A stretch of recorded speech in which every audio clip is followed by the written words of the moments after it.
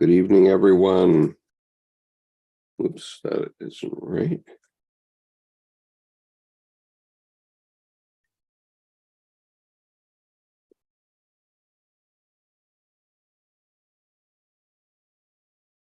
Okay. So we're in the structure of the unconscious. We're talking about the appendices to this book called Two Essays on Analytical Psychology by C.G. Jung. It's volume 7 of the collected works of C.G. Jung. And so far, I don't have any of my reading partners together here, so I'm just going to blast on through here with the hope that maybe we can get to some sort of conclusion here within a couple of weeks. So I'm going to start with paragraph 490 of this book. And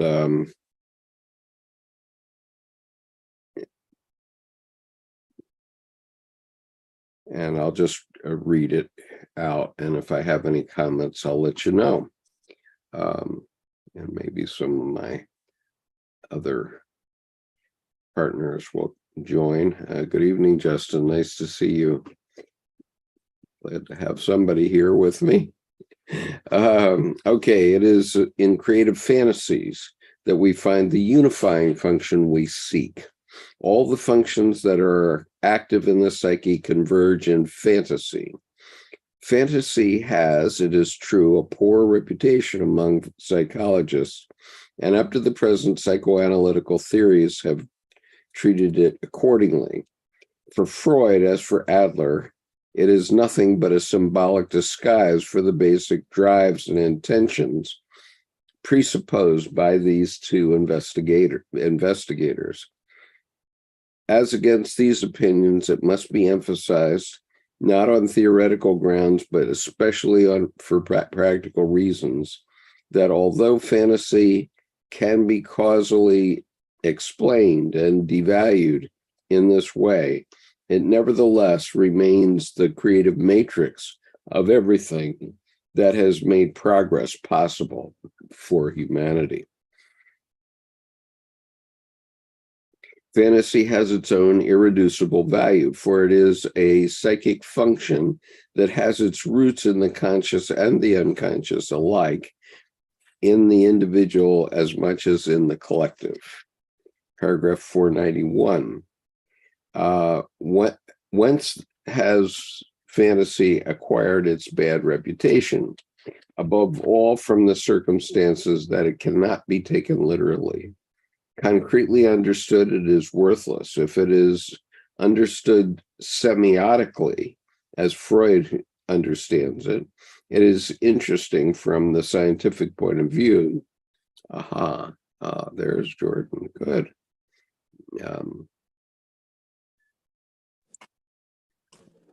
Good evening. So I got a little head start on a reprise from last week, I think, and he's pointing out that creative fantasy is what it provides the unifying function in the psyche, and so I'm on paragraph 491. I'll reread it. Whence has fantasy acquired its bad reputation? Above all, from the circumstance that it cannot be taken literally. Concretely understood, it is worthless.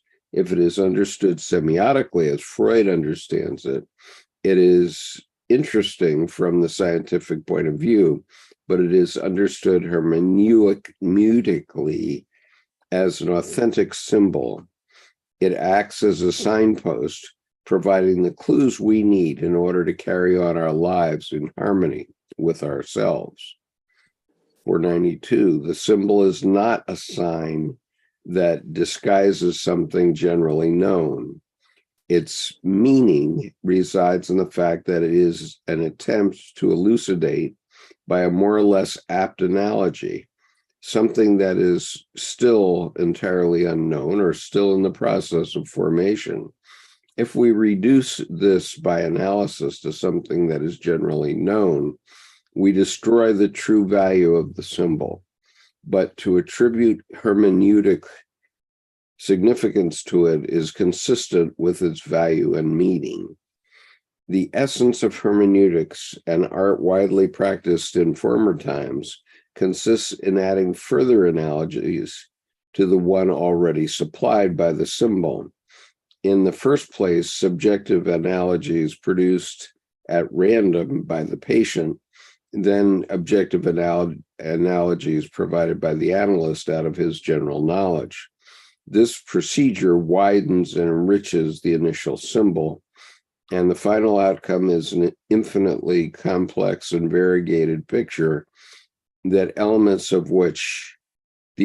of which can be reduced to their respective tertia comparationis.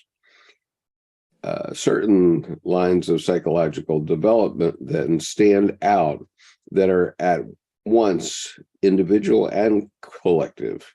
There is no science on earth by which these lines could be proved right. On the contrary, rationalism could very easily prove that they are wrong. Their validity is proved by their intense value for life. And that is what matters in practical treatment, that human beings should get a hold on their own lives, not that the principles by which they live should be proved rationally to be right. Okay, that's where we got to last week, I guess. Yeah, and I couldn't agree more with him, because the hermeneutically, that's interpretation. And that comes from the symbol is generative. So it's always open to interpretation. But the semiotically that's philosophy. That's making something stale, static, banal, right, in terms of an intellectual perspective. Rationalizing it away. Yeah, and rationalizing it away systematically beats the heart of the matter out of it, where there are times when I will say, well, that makes far too much sense to be worth a damn, because you've systematically pounded the heart of the matter out. And it sounds like you're parroting some previous imitation that maybe you never comprehended. You may have understood, but when he then says that is what matters in practical treatment, that human beings should get a hold on their own lives. And that's the whole power and purpose of Jung psychology being to access the nourishing powers of the unconscious. And I think that's wonderfully stated in these 3 paragraphs, but he's expanded it to be systematically more stated at a finer grain without being right. Right. Well, let's put it in a little different terms, just to see what you think of this. We often get into duality. We often get into situations where neither side is right in a given question, whatever it is. Mm-hmm. Okay. And what our psyche does, and our psyche is a lot more smart than we are. Okay. Because among other things, it's reproducing our whole body every 7 years. And that means reproducing billions of cells just at the right time and in the right place. So it really knows what it's doing, right? And so what is the psyche doing in this case? Where there's this conflict, and it's a genuine conflict that's causing a neurosis, the psyche tries to give you an answer. Now, the activity of fantasy or imagery is how the psyche communicates. Okay, in other words, imagery emerged long before writing and normal literature of any kind.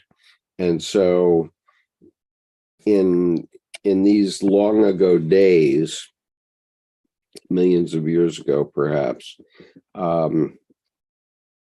our ancestors would get an image of a lion, let's say, or a snake, get an image of a lion or a snake, and that would be basically a warning. But it's saying, there's something out there that can get you, and your psyche isn't saying there's something out there that can get you. It's just presenting you with a lion, an image of a lion, and you have to grok it. You have to understand from that image what your psyche is trying to tell you.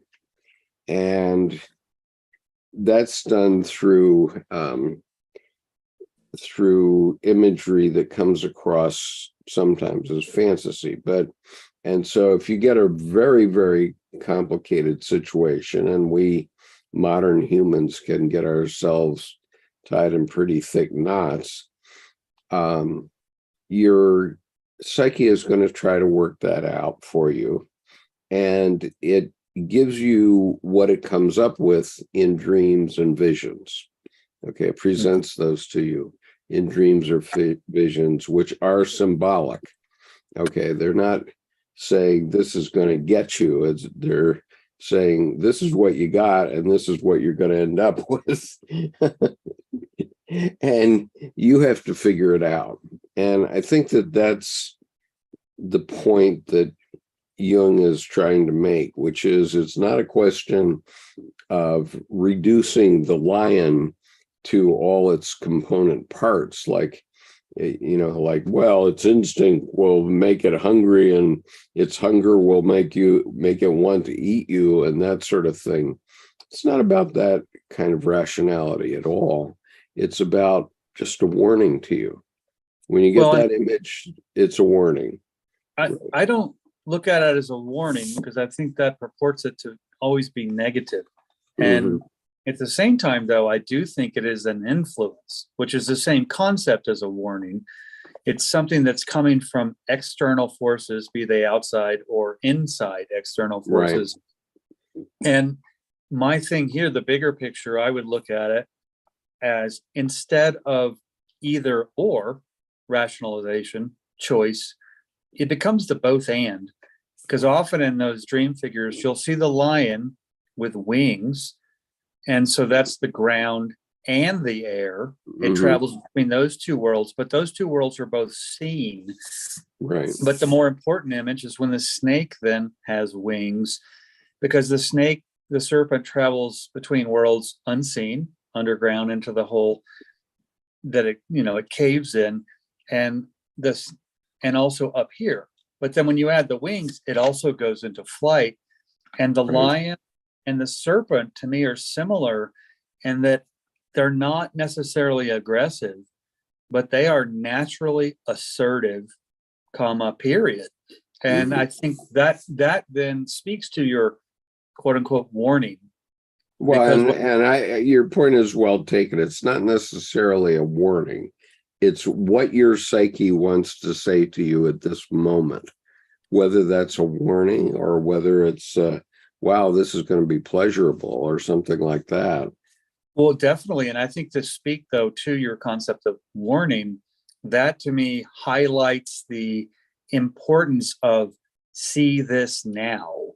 So, rather than warn, red sky at night, sailor's delight, red sky and morn, sailor, take warn. Right. There becomes the importance of the concept of warning is that thou shalt notice the intensity of what's going on or pay the consequences. Yeah. The symbol is, this is you right now. Okay. This is you right now. Right. What do you think about that? And there's this really brilliant simulation that they do at the Center for Creative Leadership called the Looking Glass. And in that, it's a 2-day simulation, but they basically have you run a company. And, you have about 30 people involved in it. They all have different roles. And at the end of it, everybody gets to talk about everybody else's performance of their role. And basically what it amounts to is, this is you. Do you like it?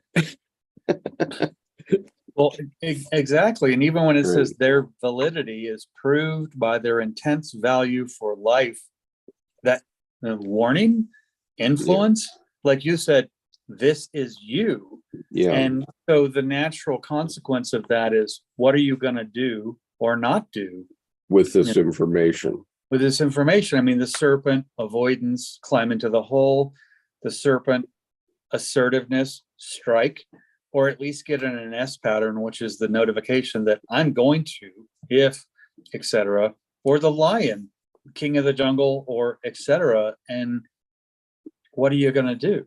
Yeah. And I think the question then becomes the intense value for life is expressed by these animals because they are connected to nature regardless. They don't, they can't overthink things, because I feel like animals aren't less than intellectually. I think their thought is a lightning strike. It occurs so fast that they're then back into nature.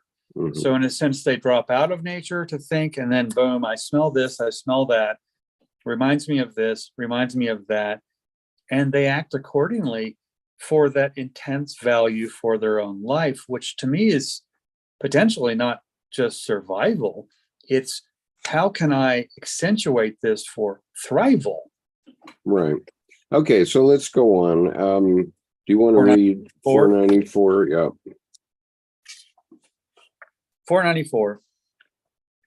This view will seem the only acceptable one to the person of our time who thinks and feels scientifically, but not to the extraordinary large number of so-called educated people for whom science is not a principle of intellectual ethics superior to their own minds, but rather a means of corroborating their inner experiences and giving them general validity.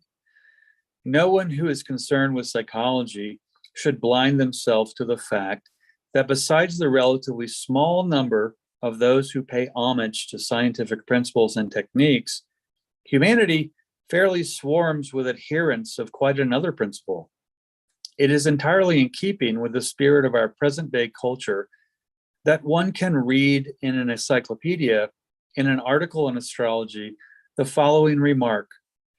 One of its last adherents was I.W. Pfaff, whose astrology and Der Stern der Drei Weisen must be called strange anachronisms. Even today, however, astrology is still highly regarded in the East, particularly in Persia, India, and China. One must be smitten with blindness to write such a thing nowadays. The truth is that astrology flourishes as never before. There is a regular library of astrological books and magazines that sell for far better than the best scientific works. Right. Talk about the marketing we were talking about before. Right. The Europeans and Americans who have horoscopes cast for them may be counted not by the 100,000, but by the million. Astrology is a flourishing industry, yet the encyclopedia can say the poet Dryden, died 1701, still had horoscopes cast for his children. Christian Science, too, has swamped Europe and America. Hundreds and thousands of people on both sides of the Atlantic swear by theosophy and anthroposophy. And anyone who believes that the Rosicrucians are a legend of the dim bygone has only to open their eyes to see them as much alive today as they ever were. Folk magic and secret lore have by no means died out, nor should it be imagined that only the dregs of the populace fall for such superstitions. We have, as we know, to climb very high on the social scale to find the champions of this other principle. Absolutely. Okay. Go a ahead. quote that comes to mind there was J.P. Morgan. You know, I think at the point in his life, he was the first and only billionaire on the planet. Mm-hmm. And what's interesting is a reporter said, well, Mr. Morgan, you don't believe in all that snake oil astrology stuff, do you? And his comment, which I love because he's the only billionaire on the planet, so he could say whatever he wants. I mean, we all can anytime, but he said, Sonny, millionaires, they don't believe in astrology. Billionaires do. And and he was notorious. I mean, we have our, investment dashboard. We can see everything moving all the time. But that's kind of like a modern factual ephemeris.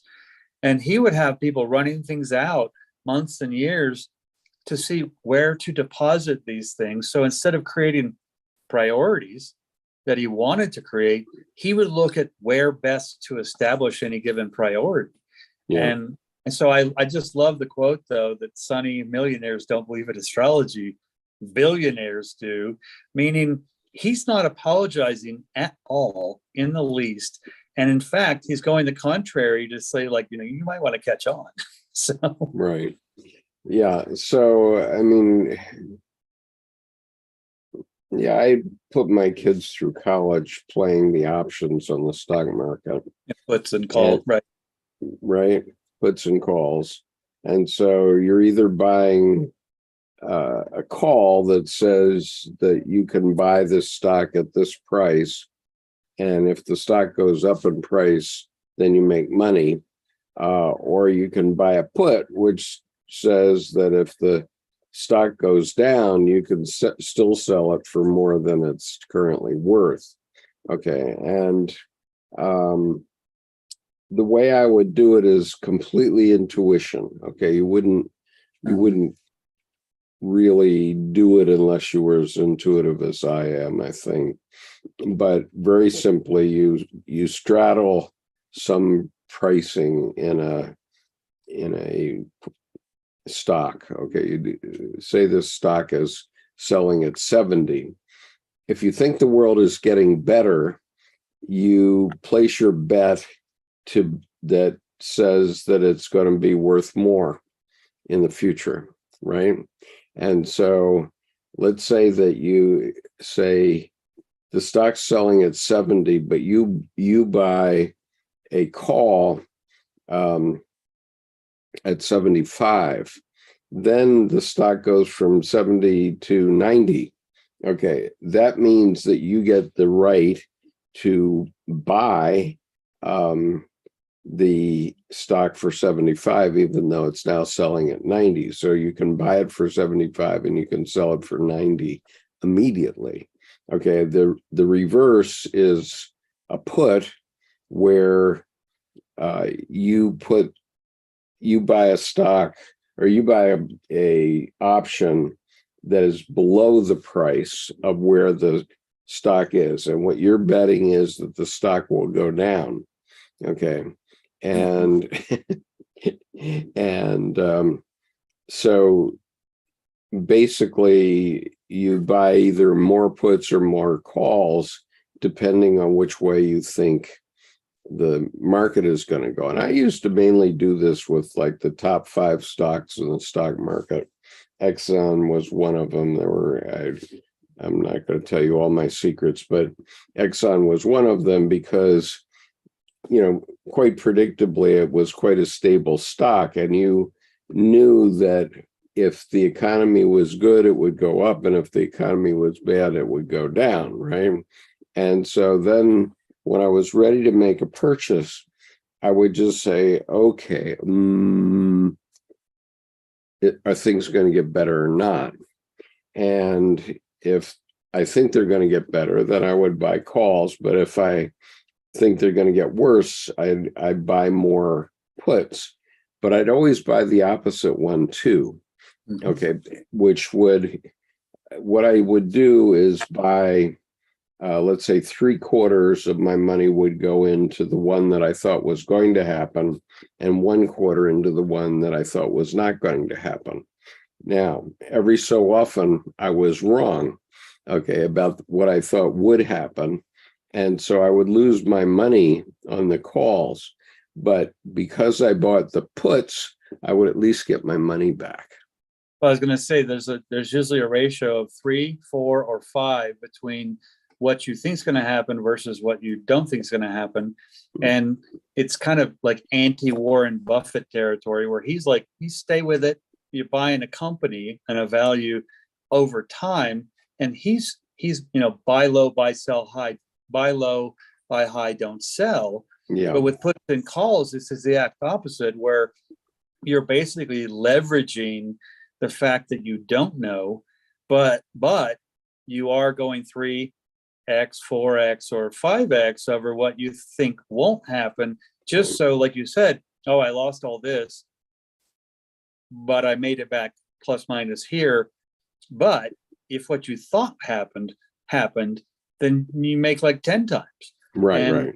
That's right. And with puts or calls, you're not buying the actual underlying stock. So if the stock is selling at 70, you're not paying $70 for it. You're paying for the value of the option, which is only a couple of dollars. And so that allows, and each option relates to 100 shares. So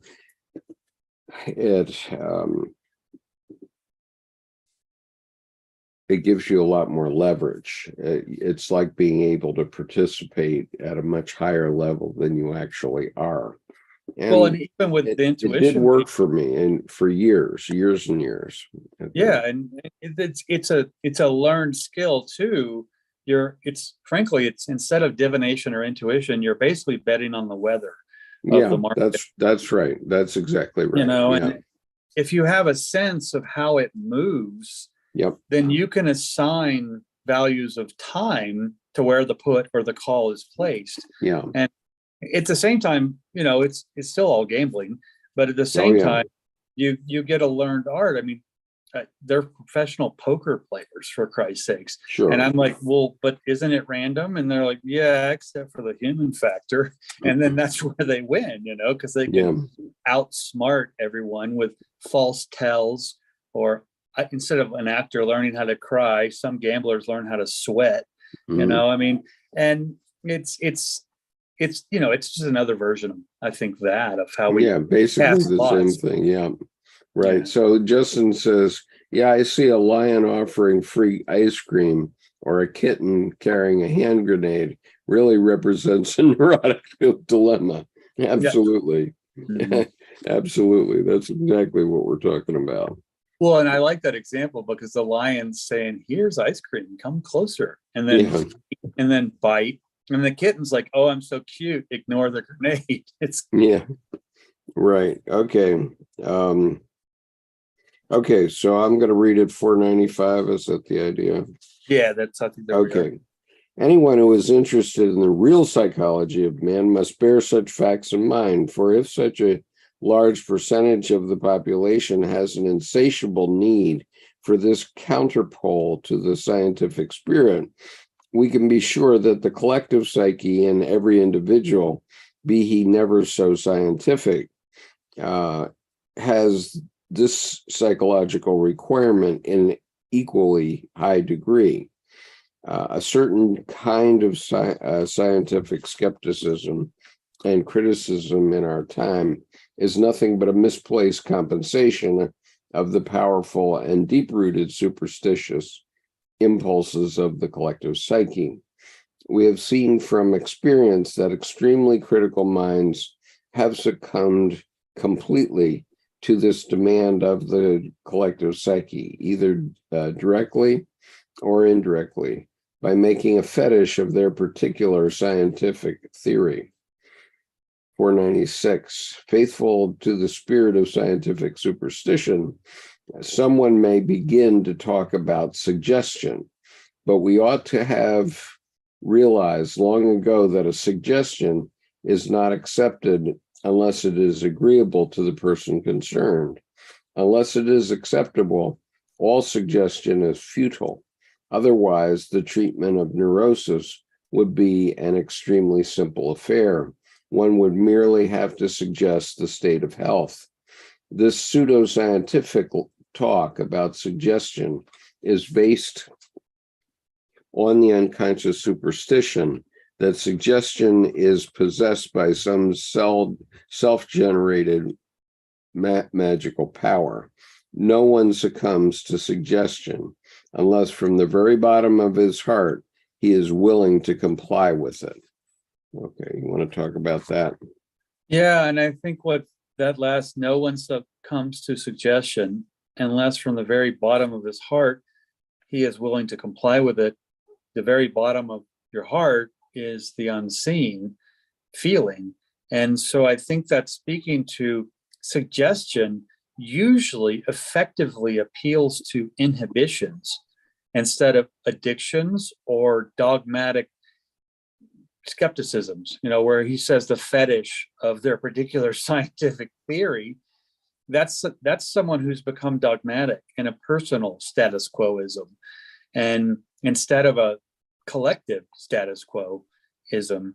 But I think that suggests from the very bottom of their heart, that's the suggestion usually appeals to ignorance, i.e., or inhibition. I mean, the snake oil salesman, this will cure all ills. Well, a lot of people are out there to avoid as much as possible to try to navigate life instead of just bring your umbrella, for Christ's sake. I mean, Yeah. so. Well, but by the same token, there are a lot of people that'll buy any snake oil thinking that it'll help them, and sometimes it does. And sometimes it does. And then you enter the placebo effect scientifically, and then you enter all these things where then the placebo effect wasn't scientific. It was your body's, your psyche going, oh, I have faith in the fact that this is going to help me regenerate every 7 years, but more quickly now. I mean, yeah. So yeah. Yeah, so you can think you're not sick and you actually are, or you can think you are sick and you're not actually. Yeah, and those studies where, say, a comedian gets cancer, and instead of continuing their stand-up routine, they go into a hotel for 120 days, and their job 8 hours a day is to laugh. I mean, flood their body with dopamine and endorphins. And what's interesting is when they come out and the doctor's like, well, it looks like you never had it. I mean, and then some people come out and, oh, it's much worse because it's like somehow it fed it wrongly. I mean, so then what's the science there? So I think that brings back the individual into the context. Right. Okay, so let's go with 497 now. Okay, 497.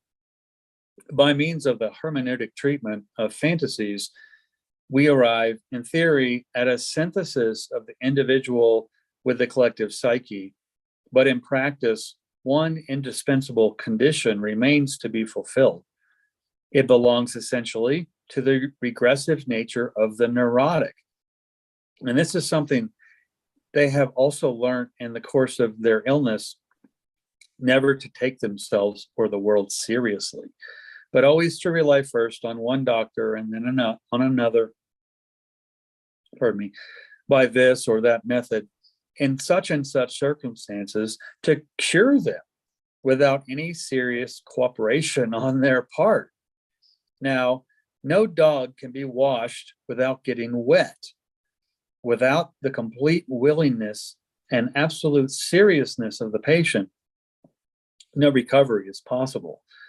There are no magical cures for neurosis. The moment we begin to map out the lines of advance that are symbolically indicated, the patient themselves must proceed along them. If they shirk this by their own deceit, they automatically preclude any cure. They must, in very truth, take the way of the individual lifeline that they have recognized on their own and continue along it until such time as an unmistakable reaction from the unconscious tells them that they are on the wrong track. Right. And so I can give you a metaphor of this in terms of health getting better from a healthy point of view. I broke my leg in 1990. Now, I could think that somebody could magically cure that, and I could go right on thinking that, but as long as I thought that, I was never going to walk, right? And so I had to go along with the doctor, hook, line, and sinker about what he was going to do to my leg to make it so that I could walk again. And so is the truth of all surgeries that I've had, and I've had a few. And so, that's sort of symbolic of this, that, or metaphorical of this, that in your psyche, best to go along with what the doctor's suggesting. They know more than you do. Well, that's a great example, because I remember when I snapped my ACL and folded my knee to where I am looking at my toes, like I could just reach out and kiss them, because the knee just folded right up and snapped so fast. But when I was at the orthopedic first appointment, he had an intern there. Mhm. And he said, well, I want you to lie back and I want you to count to 3. And I stopped. And before I did, I looked over at the intern and I said, he's asking me to believe that we're actually going to make it to 3. So my job, so that the pain doesn't go to 10 and I pass out, is to act like I believe fully and completely, internally and externally, that when he starts counting, I'm going to trust in the God of this doctor that he's going to make it to 3. And he starts laughing and he goes, so what do you think? I said, we're not going to make it past 1. I mean, you're going to, and, he goes, okay, I'm going to count to 3, whack, and I bounced up off the table, because I mean, he basically, the dislocated knee, because there was no ACL holding it, he put it back. And then he chuckled and he looked at me and he patted my knee and he looked back at the intern and he said, so you're going to learn in your career. He didn't like that very much, even though he knew. So, I mean, there was the whole belief thing where I had to go along with it so I could get surprised instead of anticipating, which was actually amplify the pain. Yeah. Because I would flex and I would resist and it would go counter grain to what he was actually trying to do to help me. Yeah. Yeah. But Okay. I mean, I full 12 inches off the table, just like, but I love what he said. And so you will note, he didn't like that very much. You got to do that sometimes. So 498. Okay. Yep.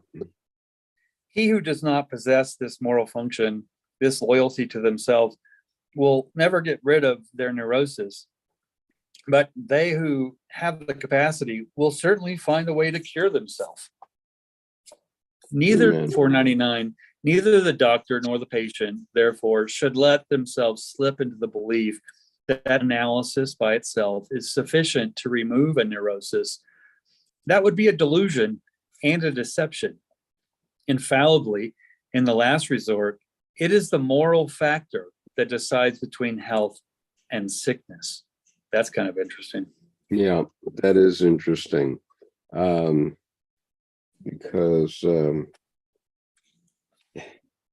it's basically just you deciding whether you're going to be healthy or not. And then because and the moral factor, it's not a question of saying mantras. I will be healthy. I will be healthy. I will be healthy. It doesn't work that way. Yeah, and I think that's well put when you said you decide, because the moral piece is so individual, even if it's swamped in the collective as to what is moral or not. And I mean, even his use of the word fetish before, I mean, sometimes I look at that word and go, oh, well, fetish is just an intensity of happiness with one person that another person finds completely wrong, and you should not do that. And so I think when you say you decide, you kind of slice right through the opinion part of it to put the individual, you decide. Okay. Did you read 499? No. That was where we got the moral factor that decides. Right. Okay. So 500. The construction of lifelines reveals to consciousness the ever-changing direction of the currents of libido. These lifelines are not to be confused with the guiding fictions discovered by Adler, for the latter are nothing but arbitrary attempts to cut off the persona from the collective psyche and lend it an independent existence. One might rather say that the guiding fiction is an unsuccessful attempt to construct a lifeline. Moreover, and this shows the uselessness of the fiction, such a line as it does produce persists far too long. It has the tendency of a cramp. Okay, it tends to be. Yeah, that's a cramp of a neurosis. Yeah. Okay. That's well, self-explanatory, I think, but that's a really powerful, loaded statement, that the idea of the cramp, tenacity of a cramp. Yep. I mean, okay. and if you let a cramp go, it gets worse. Yep. So you can flex a cramp to stop it. Right. It doesn't make it better yet, but then the ability to basically breathe through the pain and flex it the other way to pull it out, while probably, pounding a copious amount of water to hydrate. I mean, it's interesting. The cramp is a great example there. Yeah. Okay. 501 is for you. The lifeline constructed by the hermeneutic method is, on the contrary, temporary. For life does not follow straight lines, whose course can be predicted far in advance. In quotes, all truth is crooked, end quote, says Nietzsche. These lifelines, therefore, are never general principles or universally accepted ideals, but points of view and attitudes that have a provisional value. A decline in vital intensity, a noticeable loss of libido, or, on the contrary, an upsurge of feeling indicate the moment when one line has been quitted and a new line begins, or rather ought to begin. Sometimes it is enough to leave the unconscious to discover the new line, but this attitude is not to be recommended to the neurotic under all circumstances. Although there are indeed cases where this is just what the patient needs to learn, how to put their trust in so-called chance. However, it is not advisable to let oneself drift for any length of time. A watchful eye should at least be kept on the reactions of the unconscious, that is, on dreams, which indicate, like a barometer, the one-sidedness of our attitude. And I think footnote 19 there, one should not look for any moral function in this signification of dreams. And I am not suggesting that there is one, nor is the function of the dream teleological in the philosophic sense of the word, that is, of having a final end, still less of projecting a goal. I have pointed out that the function of dreams is above all compensatory, in that they represent the subliminal elements constellated by the actual situation of the conscious mind. There is no moral intention in that, nor anything teleological whatsoever. It is simply a phenomenon that ought, in the first place, to be understood causally. However, it would be doing violence to the psyche to consider it from the causal angle alone. One not only can, but one must envisage it from the standpoint of finality. Causality is itself a point of view. In order to discover to what purpose just these given elements are grouped together. This is not to say that the final meaning, in the sense of an end given a priori, pre-existed in the preliminary stages of the phenomenon we are discussing. According to the theory of knowledge, it is evidently not possible, from the indubitably final meaning of biological mechanisms, to deduce the pre-existent fixation of a final end. But while thus legitimately abandoning a teleological conclusion, it would be weak-minded to sacrifice also the point of view of finality. All one can say is that things happen as if there were a fixed final aim. In psychology, one ought to be as wary of believing absolutely in causality as of an absolute belief in teleology. And then he continues in the paragraph, unlike other psychologists, I therefore consider it necessary for the patient to remain in contact with their unconscious, even after analysis, if they wish to avoid a relapse. I am persuaded that the true end of analysis is reached when the patient has gained an adequate knowledge of the methods by which they can maintain contact with the unconscious and have acquired a psychological understanding sufficient for them to discern the direction of their lifeline at the moment. Without this, their conscious mind will not be liable to follow the currents of libido and consciously sustain the individuality they have achieved. A patient who has had any serious neurosis needs to be equipped in this way if they are to persevere in their cure. Okay, let me carry on here. Analysis, thus understood, is by no means a therapeutic method of which the medical profession holds a monopoly. It is an art, a technique, a science of psychological life, which the patient, when cured, should continue to practice for his own good and for the good of those among whom he lives. If he understands it in this way, he will not set himself up as a prophet, nor as a world reformer, but with a sound sense of the general good. He will profit by the knowledge he's acquired during treatment, and his influence will make itself felt more by the example of his own life than by any high discourse or missionary propaganda. Okay, so this is Jung talking himself out of trying to bring other people into this understanding. And the next paragraph, which is an addendum, is talking about the hot water he got himself into by what he had set up to there. I'll be right back. Yep. Okay. And I'm meanwhile going to say that we're pretty much going to wrap up here for tonight because my life has gotten such that I'm now teaching school, teaching youngsters who are in elementary school. And that means that I have to wake up at 5 o'clock in the morning. And I actually have students arriving at 7, bright-eyed and shiny to learn about the world.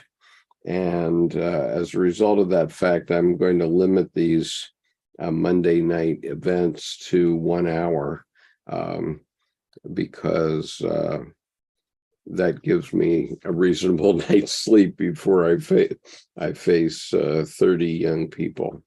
And I must say that notwithstanding, I've been rich and I've been poor, and I've been in situations where I was the leader or the boss most of the time, in fact, because at least the last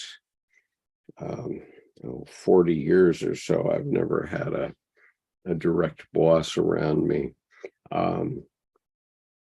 And so, I've liked those times, but now I'm enjoying the idea of sitting with young people and trying to help them see what it is that I see. And I often ask people, why are you in school? And their answer is to learn. That's the most common answer. But that's actually the wrong answer, because the reason you're in school is to prepare you for the slings and arrows of life, because life is tough and you need to have as many faculties about you as you possibly can have in order to be prepared for that adult life. And that's what your teachers are trying to do, is prepare you for adult life, and you're preparing for adult life. Learning is, an addendum to that. one hopes that you learn, but Mhm. one really hopes that you leave school and you're prepared for whatever happens in your life. And I've had plenty of things happen in my life, given my age. And so fortunately, I've been able to swim in those seas, which are often very complex. And so now I'm contributing to that. Jordan, I think the comment, just, I know we gotta wrap go up. ahead. The Yeah, comment you mentioned, this last three, paragraph 502, Jung saying, basically don't follow me. But in a sense, that's kind of don't throw me in the briar patch. And so there's a piece here where, with a sound sense of the general good, they will profit by the knowledge, not setting themselves up as a prophet or a world reformer. Knowledge that they have acquired during treatment and influence will make itself felt more by the example of their own life than any high discourse or missionary propaganda. And who comes to mind there to me is Jordan Peterson, where, sure. hi, I'm going to give you the 12 steps and put it on a silver platter. And so in a sense, he emerged from the process. Now, part of it's good after his own addiction. And, I find, okay, excellent. He's not only Well, survived. especially after his own addiction, because before his addiction, he was talking about it out of a cocked hat, but now at least he has the experience, the direct experience. He does. And what I find is it's almost even more difficult for me to listen to him now. Even though I respect what he's been through, he has this crack in his voice and this almost on the verge of tears all the time. Yeah, So on one hand, he means it even more, yeah, as if sure. life depended on it, because it did.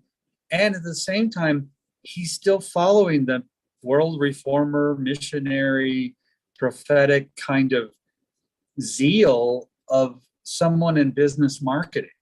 Here are Right. your 10 steps to, wake up early and blah, blah, blah. And Yeah, right. it's so And he didn't lose the previous. right. I still just can't not see him as the Jungian disco ball, where at any given point, one little facet and one little mirror is blasting out one other quote, but what's in the middle and what's inside. And Sure. I don't find identity like Nietzsche, crazy as a bat, except I'll follow him because he was interesting. Yeah, But I right. don't want to follow someone who's just quote fest. Well, and the point is that you have to decide for yourself what is true and needed for your life at any given time. Right. And sometimes, 30 years later, you have to go back and learn something that you should have learned in fifth grade. And and that happens. It does happen. But it's really good to know it's happening, to know it's something that you should have picked up in elementary school. And geez, I'm going to go back and quickly study up on that so that I can have it under control. Well, and I look back at things like that and think, wow, I was really slow. I didn't get that. And I thought I really got it. And then I look back and it's so much simpler and so much deeper. And I get more from the revisit. I always think of the Paul Simon line in the song Kodachrome, I think, where it begins with this line: "When I think back on all the crap I learned in high school, it's a wonder I can think at all." Yeah, well, I love that line because to me, I was in some interview when I was in my 30s somewhere, and someone said, "What's the best thing about college? What's the best thing you learned about college?" And I said, because I'm where I am now, the best thing I learned about college was that after about 10 years, I had emptied out most of the crap they stuck in my head. Right. And the best thing that you learn about college is how to survive. Okay. And that applies to everything. So if you're going to get into law school or business school, you don't get taught any specific fact that you can use, and that's going to be the magic formula that will make you rich. Okay. In law school, all they do is teach you to use the law library, basically. Westlaw. And, pardon? Westlaw. Yeah. Yeah, Westlaw. And so when you go to a lawyer and he says, well, I have to check the law on that and get back to you in the morning, he really means it, because the law changes every day in all 50 states and in every county in the country. And so if the lawyer, he or she, says they have to check the law, it may mean they don't know. They really don't know, but they know how to find out, okay, which is something that you don't as a non-lawyer. And the same with business school. I had this friend who was my primary gunnery sergeant, or instructor, not sergeant. He was a first lieutenant. We were both first lieutenants. He was senior to me and had been to Vietnam for a year. And so he knew a lot more by experience than I did. And he was teaching me how artillery works. And years later, I met him again at my business school, and he was a year ahead of me in the MBA program. And we were both majors then in the Marine Corps. And he was a regular Marine Corps major, and I was a reserve Marine Corps major. But I said, so Jack, why are you taking this intense course in statistics? And he gave me the perfect answer. He looked me straight in the eye and he said, because now nobody can bullshit me. Yeah, because stats taught him a lot of bullshit. It's right. Yeah. So, and the point is, he could make his own judgment about the importance of statistics. So we hear people throwing statistics at us in the average news program. You probably get some statistic thrown at you every 2 minutes all day long. And the point is, nobody knows. And oh, by the way, you're not going to change the opinion of any Trump followers. We're not going to change those people's opinions. They're set, in concrete, basically. The only thing we can do is hope that enough of our fellow Americans get it so that when you go to the polls, you vote against the people that have those set ideas. And, unfortunately for Germany after World War I, there weren't enough people like that. And so Hitler was able to basically roll the psyche of the German people to follow him. But as we've now seen 3 times, Trump has not been able to roll the average American. We all know what's right, the difference between right and wrong.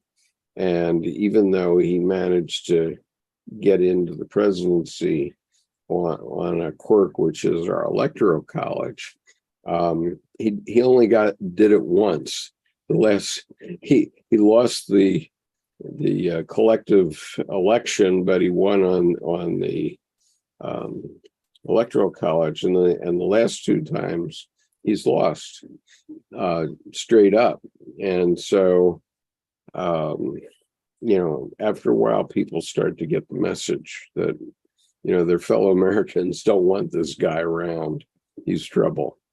And the teaching that you mentioned earlier, and the education, people saying to learn, it reminds me of, I'm about to hop into my car to drive the 4 hours to college, to hop into my dorm or whatever and begin.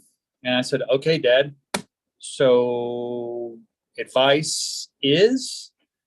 And he said, look, living with 2 university professors, you've been in college your whole life. So I'm not going to say you're advanced more than the professors. He said, so mind the hubris and go there to learn how to learn your own way. Right. And I remember I got there and there was a voicemail message on the recorder in my dorm room because, you know, we'd gone for orientation and set everything up. And Sure. it said, so I said, learn how to learn your way. He said, that's within reason, though. Yeah, right. So I had that. 4 hours to expand before I arrived in the dorm room. And oh, look, my first message shut me down. You know, I mean, so I kind of, that modeling was funny though, but it goes back to what you were saying. To learn how to learn, it's not the substance you're learning, it's learning how to learn, which is discernment, awareness, experience, and Right. frankly, not getting, you know, your rumpus handed to you every time, because hubris is the quickest way down. I mean, because you go to the top and what happens on 4th of July? Well, the firework explodes and then there's no more. So Right. And so the truth is that we all have within us everything we need to survive. Okay, we naturally do the things that we need to do to survive. When we're an infant and we don't know what's going on at all, we naturally know that we have to cry in order to get this goddess that is carrying you around to feed you. And that's already there. And what you're going to be when you grow up, you know, what you're physically going to be is definitely there. Maybe we're influencing people's psyche a little bit. But the world is changing so fast. And, you know, I noticed, well, probably 25 years ago now, that the technology in the internet was changing every month. Okay, literally changing, flipping over. And when I originally bought a computer, I bought a double disk drive, 5.25 inch double floppy disk computer in 1983. And it cost me $10,000 because I was in Japan at the time and you couldn't get those things and blah, blah, blah, blah, blah. And I thought, wow, this computer is so powerful and it's going to just last me for 10 years probably or more. And the truth is I bought a new computer pretty much every year for my whole life since then. So the last 39 years, I bought something that's a new computer every year. And, you know, sometimes when I was in business, I would be buying 500 of them at a clip for certain production centers and such. And so they became like pencils. But in 1983, I couldn't feature that at all. I couldn't imagine that. And, you know, my first modem was a 300 baud modem. That's 300 bytes per second. And today, you know, you would die if you had a 300 baud modem. Okay, there's no chance. Your computer would say you must be kidding, right? Well, I remember in, I think, 1986 seeing a graph from like 10 years prior, and it was the graph of the evolution curve versus time aligned with the technology and information curve over time. And was it between 1880 and 1910, you still could learn everything that had been written ever. Right. And then by the 70s and 80s, you have the evolution curve kind of doing this number. Yeah. And the information curve just went, there was no way. I mean, it was impossible. And I remember in college having a 20 meg hard drive, and I was like a demigod. And then my neighbor got a 30 meg hard drive. Yeah, right. And then the head of the CAD department went, okay, guys, look, behold. And he had a 100 meg hard drive. There's like, whoa, I mean, yeah, right. It was, and but even back then, the 3-dimensional images he was processing would take 48 to 54 hours per slice. Yep. Here's the thing. If there was one power fluctuation, it had to start over. Right.